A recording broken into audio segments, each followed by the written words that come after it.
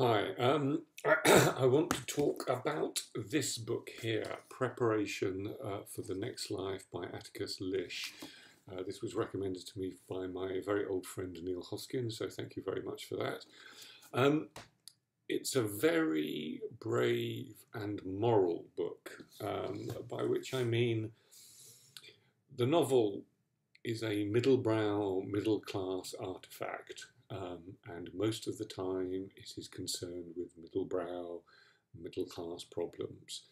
Um, Not in this book. Here we have a very working-class, returning veteran. It's set in New York, um, a veteran from the Iraq War who is traumatized, and a Chinese immigrant woman.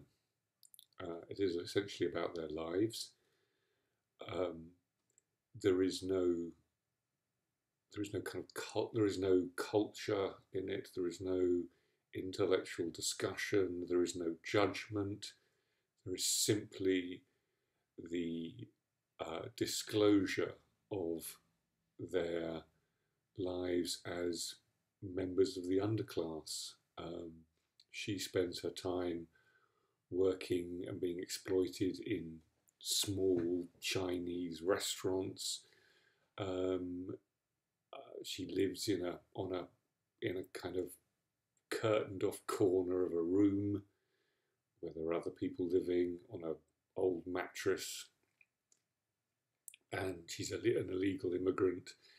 He is essentially dispossessed with no prospects given his mental state, and we are merely witness to their lives as they unfold and to a great extent unravel. I mean, they become friends and they become lovers, but it's not about redemption through love. It's not about certainly not about um, the American dream. I mean, one of the people on the back, Sam Lipsyte, I think, writes the New York Review of Books or the New York Times literary something anyway. Now that America and the novel are dead, I hope we can have more great American novels as alive as this one.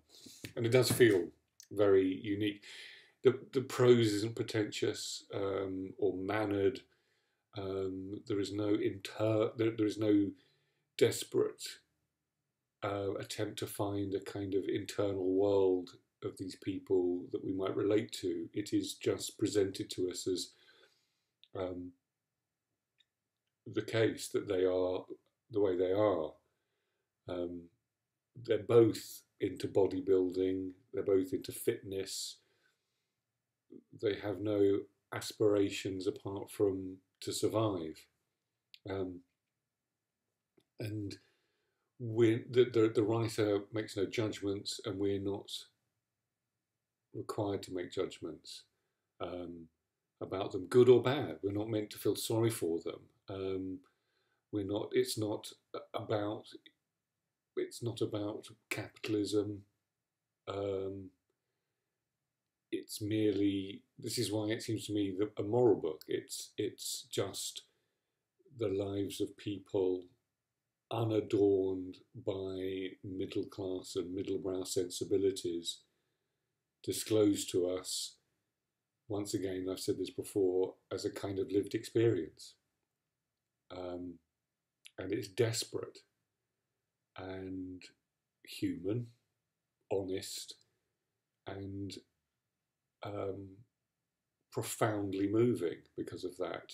But we're not given much to hold on to because it is mostly descriptions of place, the place in which the underclass lives and operates, which is not particularly attractive. It is not romanticized. Um, I think there are.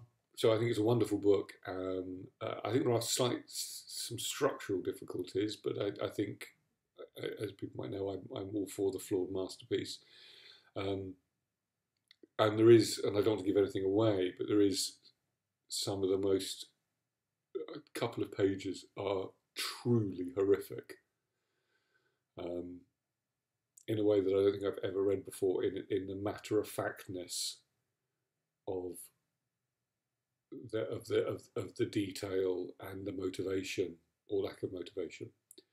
So yes, I mean it's not for the faint-hearted, and it requires perseverance and a certain, uh, what's the word, a willingness to not have characters that we are made to love, and I think that's an important, point. We are merely presented with human beings that are, on the face of it, not particularly interesting in terms of how we might perceive major characters in big American novels.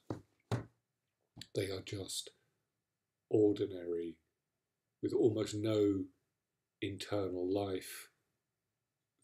As middle class, middle brow readers, we are often given to make us relate to them. We relate to them as human beings, almost at the kind of most basic level, not as aspirational figures, not as tragic figures, just human beings trying to get on. So yeah, I hope some of you try it. Thank you.